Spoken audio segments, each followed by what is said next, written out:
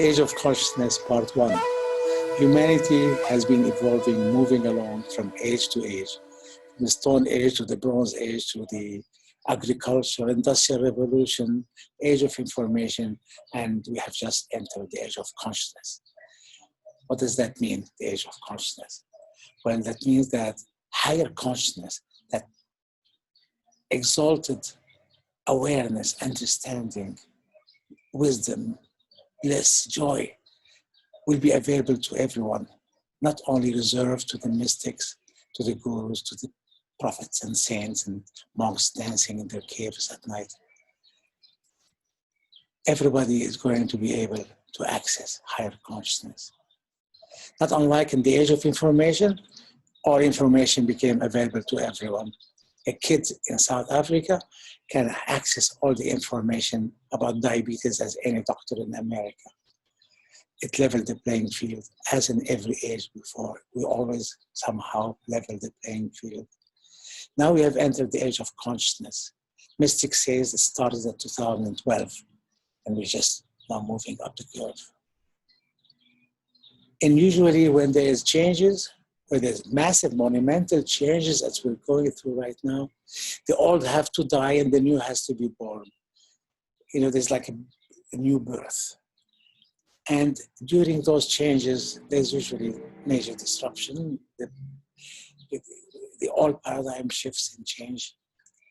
And this time, humanity has decided to go through that change consciously. We've been hearing about conscious evolution for years. I've been hearing about it for years, but never really knew what it meant. Now I know what it is. Humanity have decided to go along, this time, consciously. We are talking about it. There are thousands of people online giving, offering suggestions, solutions, explanations to what's happening. Even those who are not spiritually inclined, the religious people around the world are feeling that disruption. Many are waiting for the Messiah, for Jesus, for Al-Mahdi, for Buddha to come back again. But it's you and me who are here, who are going through it. It's like going through the birth canal. There's a little bit of pain that comes with it.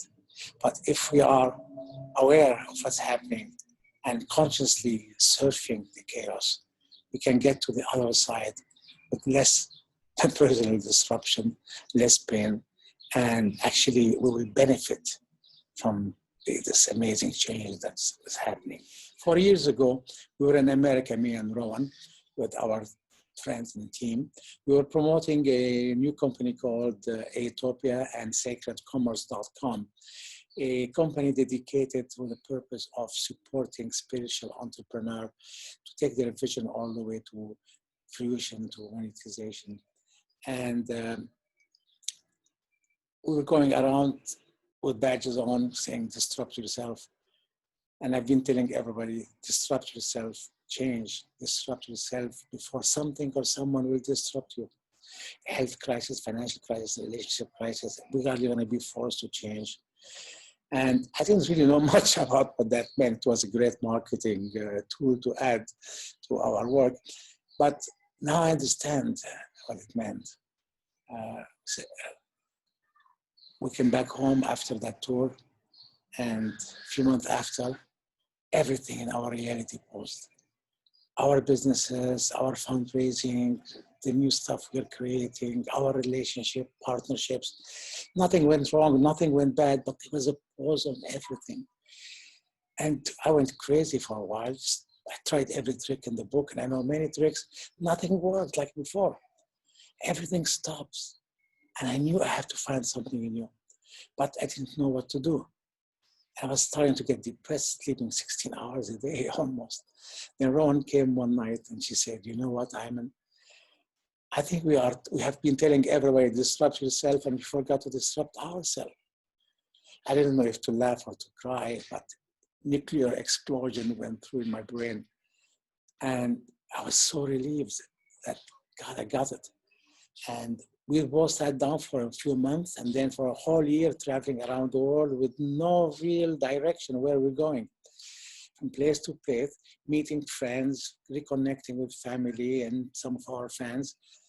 And we took notes, of the disruption of what's happening in our life, in our meditation, synchronicities. And we came up with a plan, with a map of how to disrupt, how to go through the disruption consciously, how to go to surf it. And we talk about it in the second video. But just to mention that in the changes of ages, all the paradigm shifts and change. We've been hearing about paradigm shifts for a long time. Again, what does that mean?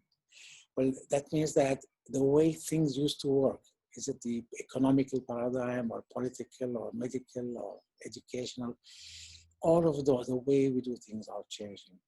But this time, unlike other times, we are not becoming a better human. We're not creating a better medicine that doesn't have side effects or can work fast. Or we are creating something completely new, not better and improved, but new.